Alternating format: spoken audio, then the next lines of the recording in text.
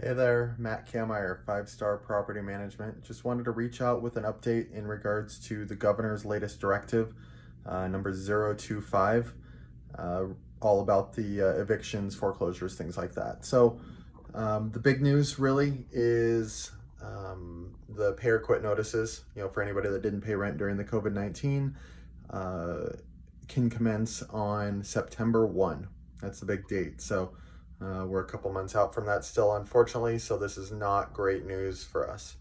We're not excited about this, but at least we have some direction now to know exactly what's going on. They did issue a rollout, so there are other um, directions as far as other types of notices and such, so like nuisance or lease violations, things like that. Those can start August 1. And then also there's other notices that were posted prior to March 30th. So, if you had posted a notice prior to March 30th, they just threw that out and you get to start over September 1. If you had posted that and you had filed an actual formal eviction, then that can start on August 1st. If you have commercial property, that can actually start July 1st. So for commercial landlords, that's good news. And they also released, through the Attorney General's office, they released a lease addendum and promissory note. I do not like the form. It's very pro-tenant and there's not much teeth in it. And the terms are just extended out quite a ways. They recommended that we collect no more than 15% of the base rent. And, if somebody's missed a few months, that's going to take them years to get caught up. So that doesn't make any sense. Because then if they're violating another portion of the lease, they're probably going to get away with it because we want their money.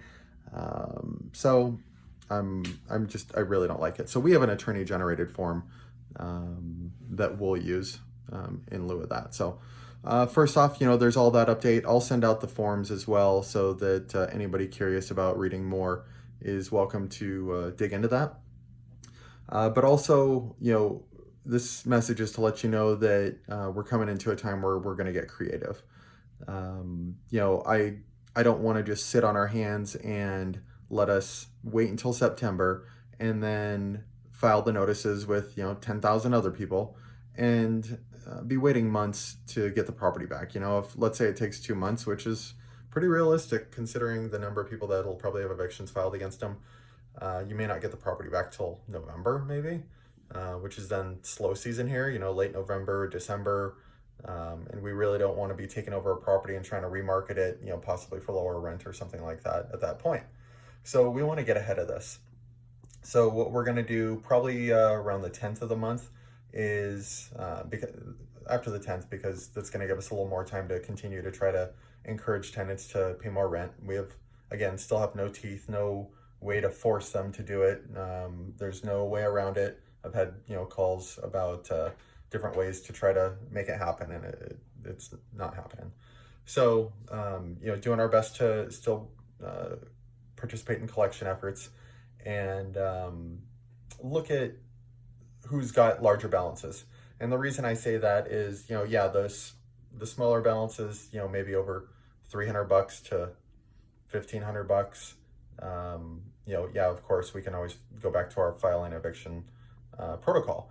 But those that have a higher balance, we want to look at some more creative options. The people that have the higher balances due, $3, $4, $5, $10,000. We really want to get those properties back producing income as soon as possible. So we want to look at the tenants. We want to look at the balances due. We want to look at their ability to pay. We want to look at their likelihood to pay. We want to know is our best route to try and just get the property back, or is it to try and pursue these people?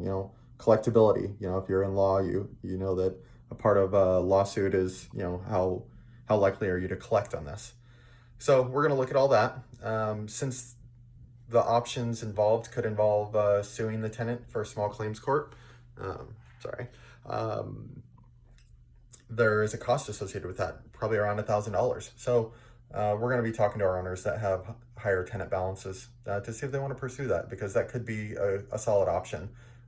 Instead of just trying to kick them out immediately, maybe we can attach. If they're an individual that has a good job or something like that, we may see that money soon. So other options might include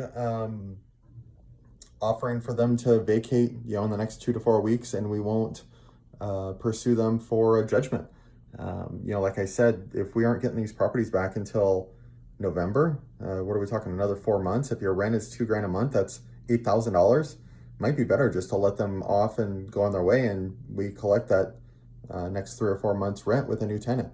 Or, if we're talking that kind of money, maybe it's worth a cash for keys. Maybe it's worth saying, hey, here's $1,000, move out in the next 2 weeks, and we retake the property and move forward. So we will be reaching out. We are brainstorming some options, and our team is eager to get this going. They're just as adamant about getting these properties cash flowing again for us as well, because we know it makes things a lot easier for our clients. So otherwise, I'm going to send out the forms. If you have any questions, reach out to us. If you're getting this message, you know how to reach us. Otherwise, office is 702-852-2852. Thanks.